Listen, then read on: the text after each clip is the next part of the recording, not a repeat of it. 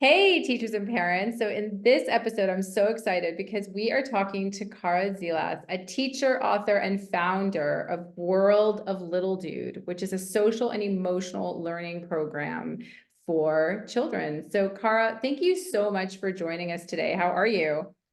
I'm doing great, thank you. The sun is shining, and that always brings me joy.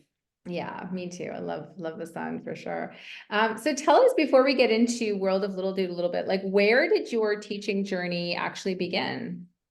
Sure. So I grew up in Australia, and I always had, I don't know, a desire to work with kids, a connection with children, and I guess a passion. And so I trained to be an elementary school teacher, and I taught fourth grade, and I absolutely loved it.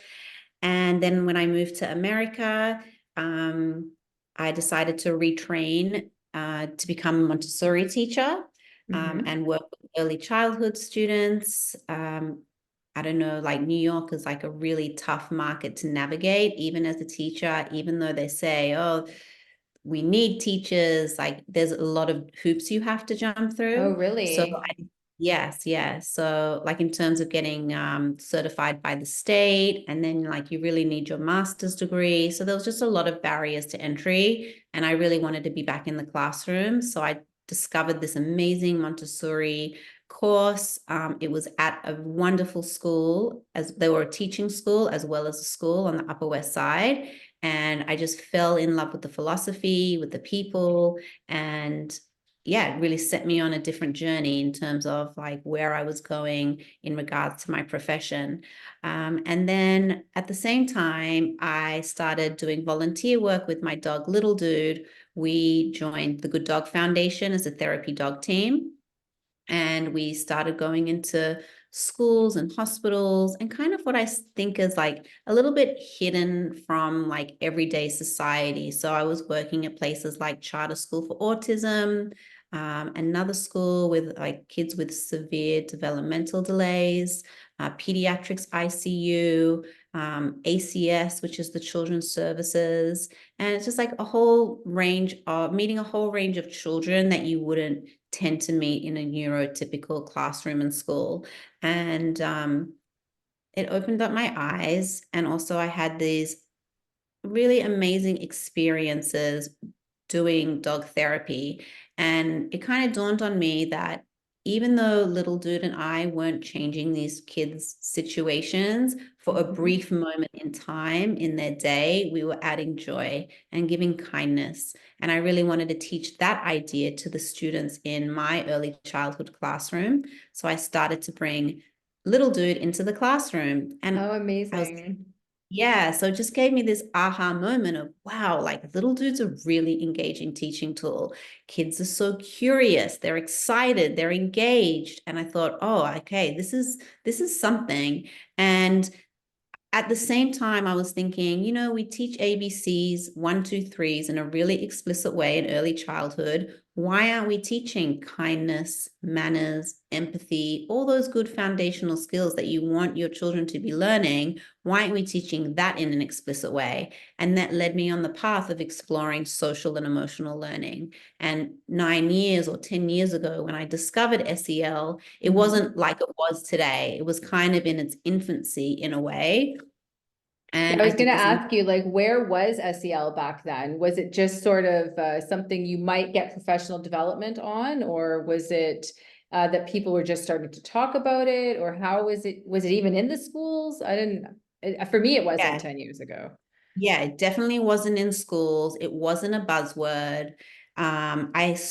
Like, I don't even know how I stumbled upon it, but I discovered this amazing social and emotional learning program that was run from Colorado University. It was online, and it was a professor from all the top schools in America. So Harvard, Yale, Columbia, you name it. They Wow. had professors talking about the benefits of SEL and how it positively impacts academic learning and, of course, social and emotional growth. And I thought, wow, okay, so this is my thing now. I want to teach SEL, and I want to use my dog as the vehicle. And so I decided to write a book series and lesson plans to go along with the books. And I started teaching that in classrooms. And that's how Big World of Little Dude began. Wow. And okay, so what did you have sort of at that moment that you realized this is what you were meant to do? Was it like an intuition that you sort of had inside of you, or was it that it was like an aha moment? Because you know how sometimes people they don't listen to that voice that's saying this is what you should do. Right. Mm. So can you pinpoint like what was the big moment that happened where you're like, this is what I'm doing? Well, I think it was several moments. So it was bringing the dog into that classroom for that very Mhm. initial time. Like I won't forget that. And I was like, oh, wow, like kids are so engaged and into this. And so that was one moment. And then I was like, oh, I'll write a book about it. That'll be fun. Let's write a book. And then my partner, he's an entrepreneur. And I definitely wasn't. I was like very traditional, Mhm. shy classroom teacher. Like being an entrepreneur was definitely not on my cards. If you said that to me 10 years ago. And then we had like this lunch with another entrepreneurial friend of his. And I was like explaining kind of what I wanted to do. Like, I want to write this book about little dude. And he's like, he said it so bluntly. He's like, no one is going to care about one book. How are you going to make an Okay. impact? One book is not going to do it. And so from that moment, I was like, okay, so I have to think bigger. So Mhm. it's not going to be one book. He's right. What will it be? Well, maybe it will be a series of books and a series of lesson plans. And that's sort of how I started off. I just said, okay, I'm going to pick 6 themes that I think I see that are missing in the classroom or I'm curious to teach. So there was kindness, manners, feelings, empathy, respect, and courage. And then I Love wrote it. books on each theme with Little Dude as the main character and lesson plans. Wow. So yeah, so we're definitely gonna talk more about that, but it's so interesting as well that these qualities from for social and emotional learning weren't in the classroom before. I think people assumed that parents were teaching all of those skills, right? And now we see that it takes a village, right? Everybody needs to come together and work together to kind of build these skills in children. And so that leads me up to the buzzword of emotional intelligence. So how do you explain emotional intelligence to a parent who's like, what is it? Okay, well, I think emotional intelligence is like a critical skill that plays a significant role in the overall being and success of children. So it's not just about academics, it's about bringing both the emotional and academic side together because they work in tandem. So at its core, emotional intelligence encompasses the ability to recognize and understand and manage one's emotions, as well as effectively navigating social interactions and empathizing with others. So for parents and teachers, fostering that emotional intelligence in children involves providing opportunities for them to identify and label their feelings, develop that self-awareness, regulate their emotions, and cultivate healthy relationships with peers and adults. And then through that sort of nurturing of those skills, children can better cope with things like stress, they can communicate more effectively, and they can really build those positive connections with others. And so with World of Little Dude, do you like, is your big picture vision sort of to have the books and each program online as well, or to go into schools around the country with Little Dude? Or what is the sort of, how do you see it moving, even getting even bigger and bigger? Well, right now I am starting sort of grassroots and locally. Okay. So that's doing professional development in person. So that's at universities with pre-service teachers, or that's going into schools, doing readings at libraries and preschools, and then hopefully offering my services to teach the humankind curriculum, or for schools to purchase the humankind curriculum that the teachers then use as a resource to teach SEL. Okay, and if I were a teacher and I wanted to focus on, say, kindness, would it be better for me to have you come and train me with how to work with the books in class? Or is it just as easy for me to sort of purchase the curriculum that's linked to that book, not the curriculum, but the sort of the lesson plans that are connected to that book, and then implement them in my class? Could So I the do either? humankind curriculum is, yeah, I could do it in person, but ideally it's for teachers to take it and run with it. So the humankind curriculum is like a package. So there's professional development of how the teachers should use the program. So that's like a 30-minute video of like a how-to video and a why, like why SEL, and then how the program works. And then they get access to the lesson plans, to the books, and there's worksheets that go along with each theme. Okay, amazing. There's coloring in books, there's assessments, there's circle time ideas. Like it's like not just lesson plans, it's like a whole package.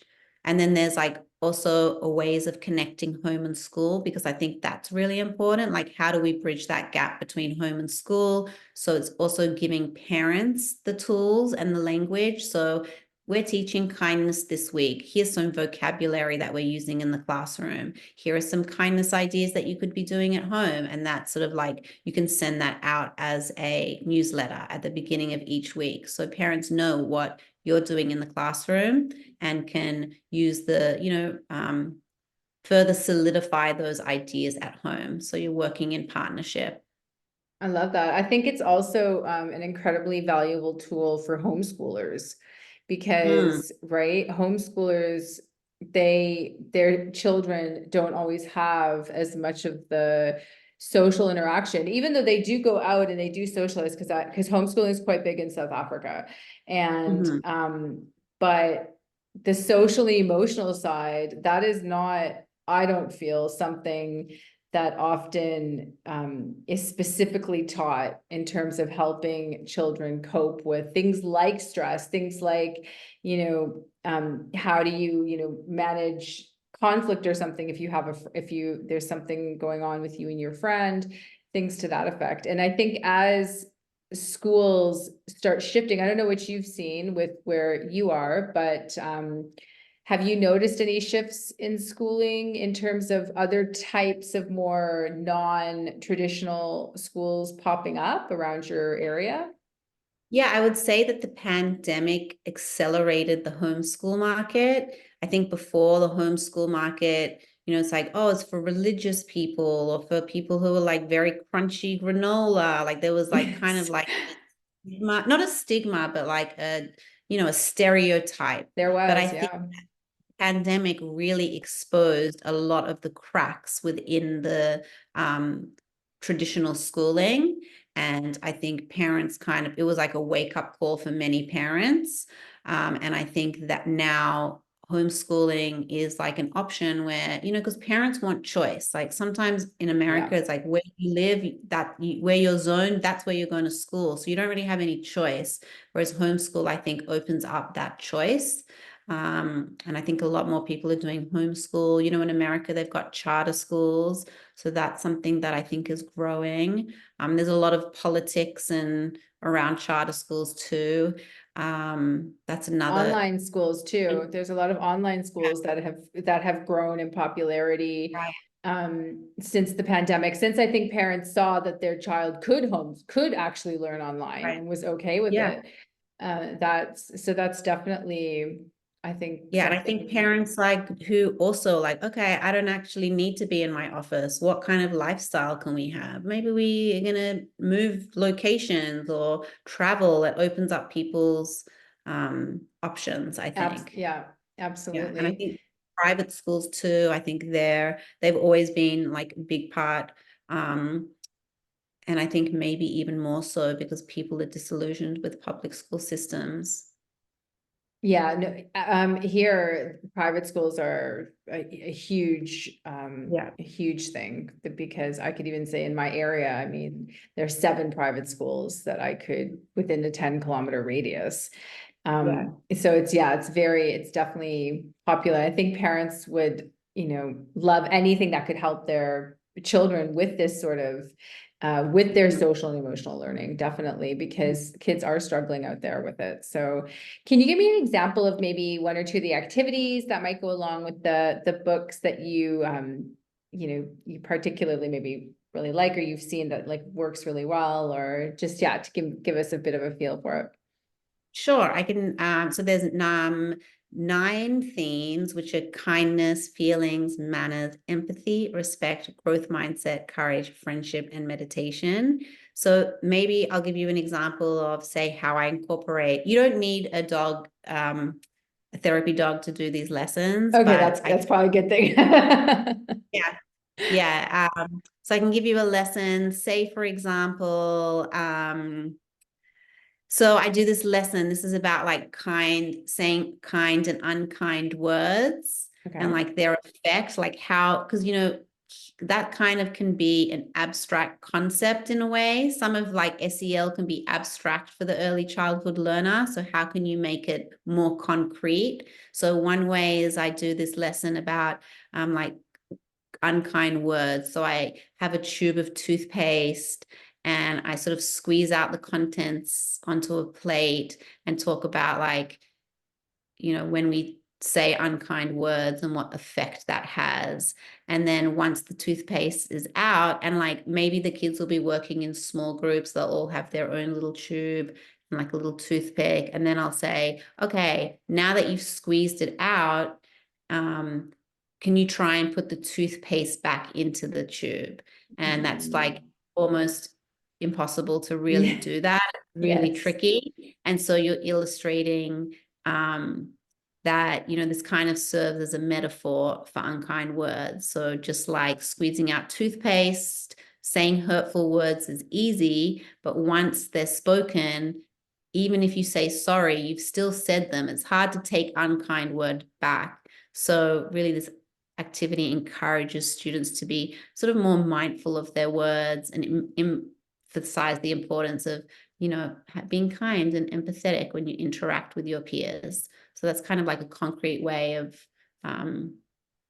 doing an activity around Yeah. kindness. Yeah, no, definitely. I also like that you've included meditation, because I'm a huge believer that incorporating breath work into the regular practice of a classroom can make a big difference. So I don't know, did you ever do any kind of meditations with your kids at all, or how did Yeah. it go? Yeah, I mean, I do have a book called Brain Vacation, A Guide to Meditation. That's one of the books.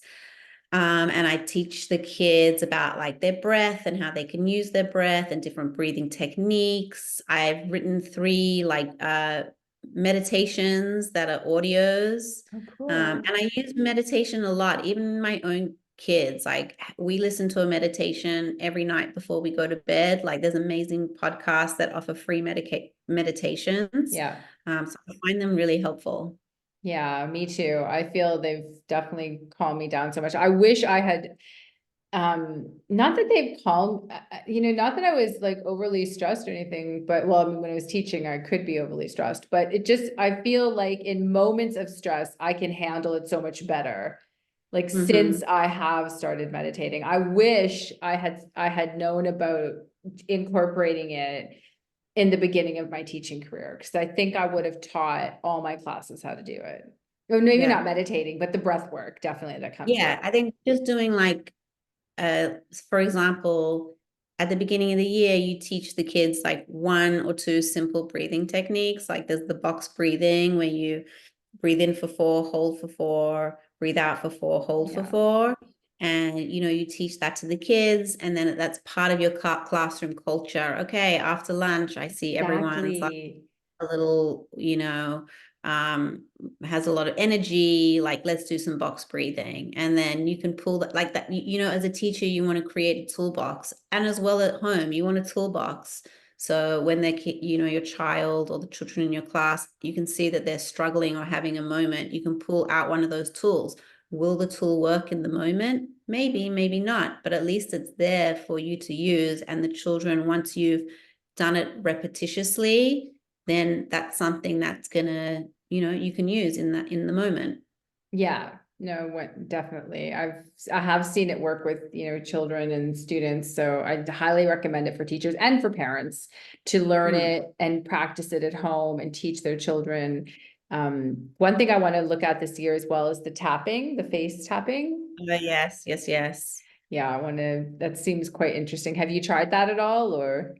I haven't tried it, but I definitely have heard about it, but I haven't tried it personally. Yeah, But I think it'd awesome. be a really fun activity to do with kids because it's like a lot of sensory input and it's fun.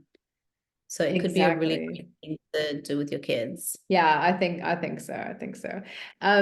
Okay, so from the perspective of being a writer, like because I know there are teachers out there who are thinking of starting writing and thinking of maybe starting their own book, and because every day a new story like comes up in the classroom Mhm. with someone. Mhm. So what advice would you have for any teachers who might be thinking of starting their career as a writer? I would say like embrace your unique perspective and experiences from working with children. Like you have firsthand knowledge of working with kids. So that gives you like this valuable insight into what would resonate with educators and parents and even children themselves. I would start by like identifying topics or themes that they're passionate about or have Mhm. expertise in and sort of focus on that. So whether it's like whatever it is, fostering social and emotional skills, Yeah. bullying, whatever it may be, like what's your passion, what's your experience, what's your expertise. Um, yeah, I would say start with that. What's your passion? What's your expertise? What do you want to share? What do you want the end user, who is the child, to walk away with? What's the lesson? What's the knowledge, like nugget of knowledge that you want that child to take away? Um, yeah. Yeah. And did you like when you started writing, did you do like the whole book in like over like 3 days, let's say, and you just put yourself in your room and started writing, or did you commit to just 20 minutes a day? Like I've just got to do 20 minutes. I got to work on this book for 20 minutes to yeah, how is it like in the beginning when you started writing? Yeah, I guess everyone has their own unique way of working. So it's kind of like whatever works for you. But I had like a plan. So I like to work with plans and skeletons, I guess. It's like storyboarding in a way. So it's like, okay, these are the themes that I want to teach. These are the characters that are going to be in the books. This is where the books are going to take place. And Okay. then for each book, maybe I had like a beginning, middle, and end, and then I just wrote. Like I had one summer, I was pregnant with my first child. And so that was giving me the drive because I was like, I have to get these books done, these 6 books Right. done before I give birth. Because then once that happens, like it's all over Red Rover. Like, I'm not going to be in the state of mind to be writing. So you do need to be in that space where you do have time and quiet and to really think and what you want to write. Yeah, that's a good point for sure. And yeah, or even if you're going away somewhere, maybe like Mm, book yourself if you can, book yourself in a weekend away and be like, okay, I'm just gonna, sit here and write in my like haven. Um, yes. so with all of the topics, do you feel that certain areas of social and emotional learning should be taught first? So if teachers bought the whole set or the whole program, do Mhm. you have them starting in a specific order? And is there any, or can it be done in any order? I guess you can do it in any order, but my curriculum specifically, I start with the Book of Kindness because that's the underlying message of Big World of Little Dude. It's being kind. And the first book is about Little Dude's journey as a therapy dog and why it's important to be kind. So I start with kindness and then I go to feelings. I think teaching kids about emotions and feelings is like a good place to start because you're teaching them about like self-regulation, Yeah. and you're laying the groundwork for like managing those emotions, which is really important part of SEL. Yeah, that's a good point. And like certain, then you also give them the vocabulary to know how to speak about their feelings, which can definitely Mhm. link into the later books, right? Yes. Yeah. I would think so, especially, yeah, with manners. I'm just thinking it's so important to give them the vocabulary first and then move forward. And tell me, Cara, can people find you online? Is the best place at World of Little Dude, or are you anywhere else on social media? Sure. So I am on Instagram at World of Little Dude. I have a website, worldoflittledude.com, and I'm also on LinkedIn, which you can find me on as Cara Zeles. Okay, amazing. That's cool. And with your own writing journey, are there any books you recommend for personal or professional development? Sure. I have three book recommendations. One is The Seven Habits of Highly Effective People Oh, I by love that Steve one. Covey. He offers these like timeless principles for personal and professional effectiveness. I like Mindset, the New Psychology of Success by Carol Dweck.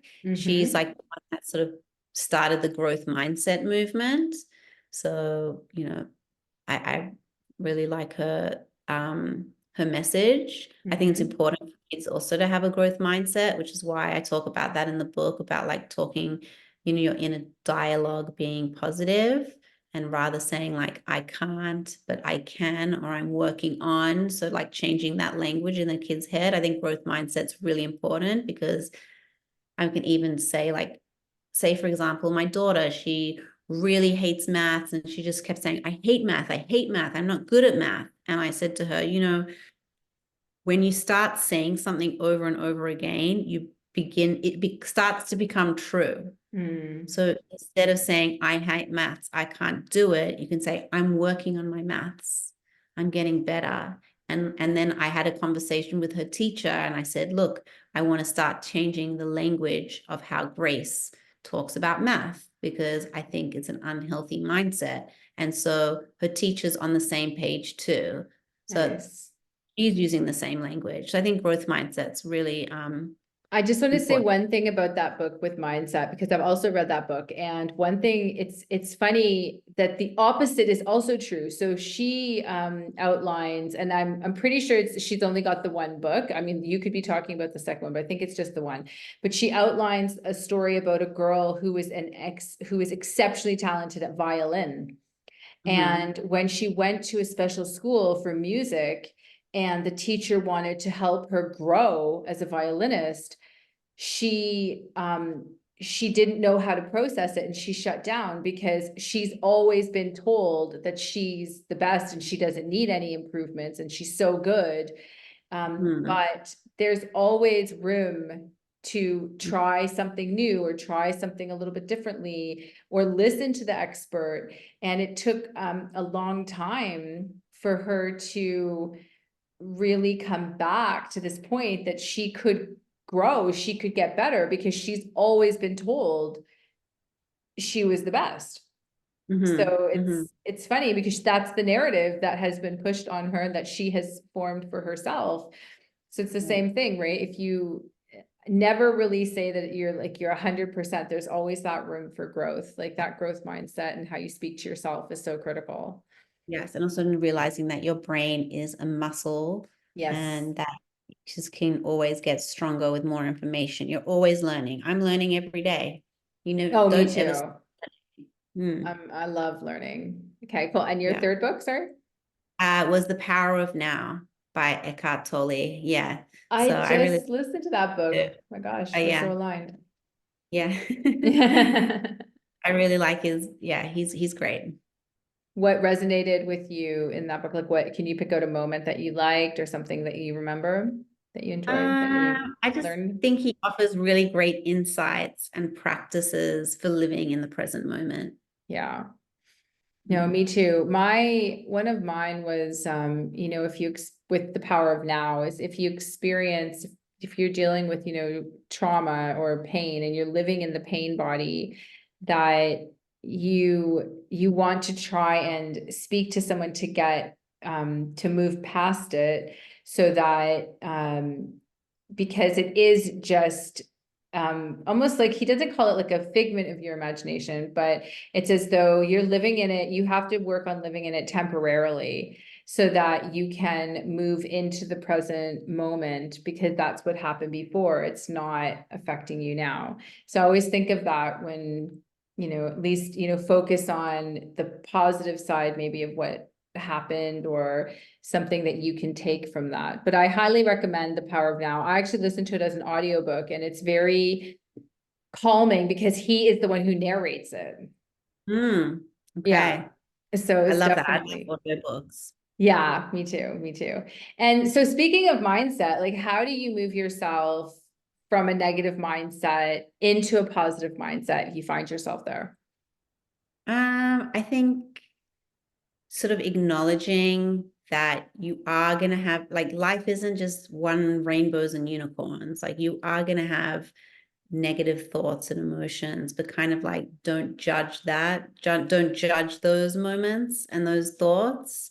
Um, so I think like practicing gratitude can really help Mm-hmm. with that. So like taking a few moments that, even if you're going through a bad moment, try and refocus by going, okay, well, I have like so much love in my home, and I have such amazing friendships, and my children are like such a joy. So even if you're going through bad moments, try and ground yourself in truth, like the positive truth Mm. are in your life despite what you're feeling. So I find that that can be quite helpful.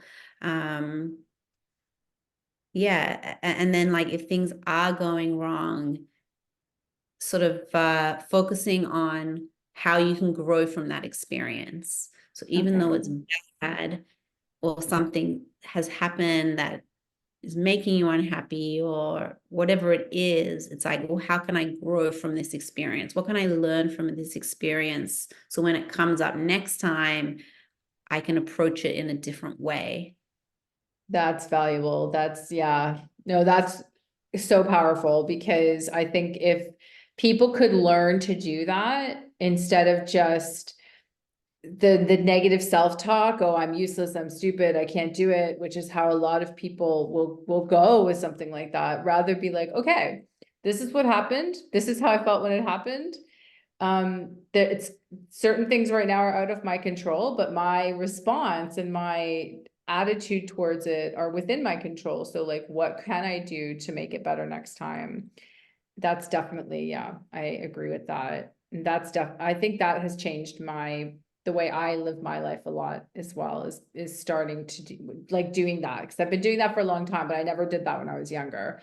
Yeah, And definitely didn't do that when I was younger. And also just like, when you fail or when things don't go right, it's like a teachable moment. And that's kind of yeah, what I teach my kids too. And as a teacher, you can teach that in the classroom. Okay, so you made a mistake. Life is made up of mistakes, and that's how you learn and grow. So rather than seeing it as a negative thing, see it as an opportunity for growth. right. Yeah, absolutely. That's so true. What is one piece of advice that you would give to yourself as a young teacher, either a first year teacher or a young teacher, first couple of years of teaching? I would say two things. One would be like prioritizing self-care and maintaining that healthy work-life balance, because teaching can be so demanding. I remember when I first started teaching, I would get home at like whatever time. Whenever I would get home, I would just collapse. I would Yeah. collapse. It was so exhausting, like physically, like you're on your feet all day, you're constantly talking all day. Like there's just so much going on. It can be like quite exhausting. So just making sure that, you're taking care of yourself and not realizing that like, oh, this is so selfish that I'm doing self-care. But I think it will help you like have a better, it'll be necessary for your well-being and Mm, effectiveness as a teacher. So just like carving out those times, that doing activities that recharge and replenish your energy. So whether that's going for a walk or exercising or Yeah. whatever you do to unwind, make sure that you're doing that. And also, I would say classroom management. That is like one thing that I would get my head around before going into the classroom, and seeking out more experienced teachers in your Mhm. school and observing them, what they do for classroom management, asking for classroom management tips, and having like whole a lot of tools in your toolbox for classroom management, because I think that can be quite overwhelming for a first time teacher. Yeah, absolutely. I feel like, as when you go in as a student teacher, it should actually be mandatory that you sit in everybody's classes for like Mm, half a day, right? Every teacher at the school, just so you can see what works and what doesn't work. mhm, So you can actually start to build your own toolkit of mm, strategies for classroom management, because until you see it, like, you don't, once you become a teacher, there's no time to go and sit in someone else's class and watch what they're doing, and the other teachers probably wouldn't want that anyway. But you yourself then have to figure it out on your own, or by going to, other teachers and saying what works for you. But if, as a new student teacher, if you are allowed to go and sit in anyone's class, I feel like you could actually get some good strategies there. definitely. Or it'd be great if like the school provided like an experienced teacher and they help all the new year teachers. That would be great to have that in school, like a point of Yeah. reference in the school, and be like, go to so and so, they're going to be your like reflection teacher. And because like sometimes as a new teacher, like you don't want to ask for help because you're like, oh, I want to make sure I've got this. This is my first job. I want to make a good impression. You are apprehensive to ask for help. But I think if schools sort of had, like, we know new teaching is hard. Like, we've got this teacher to help you through those moments, to ask questions. Maybe you have a monthly check-in with that person. I mean, that would be great to have that in schools. Yeah, it would definitely. It would be great even if that was like someone's actual job. Like they weren't, they Yes, were, right? Like that's they that's weren't a also a dream. teacher. They were just in Yeah, an office waiting for other teachers to come and say, this is where I'm struggling. And you're like, okay, let's do it. Let's figure it out. yeah, yeah, it would That be would be great. I think some amazing. schools, I mean, I guess depends where you are. I think a lot of some schools have amazing resources to support new teachers, but I would say that's not the norm. Yeah, and it's always different in different districts, right? And I know they do, I've met teachers that like, I've met some people where in their district, they do have mentor teachers. But if the Mhm. mentor teacher is also teaching, it can sometimes be difficult to want to disturb them for too long because they're also busy. Right. But if the mentor teacher has their own space and you can go to them anytime, I mean, that would be ideal, Yeah, that would I be would think. amazing. Yeah. And Cara, speaking of gratitude, what three things are you grateful for today? I would say for my family and friends, and like the people and the love that I have in my life, for my health and well-being.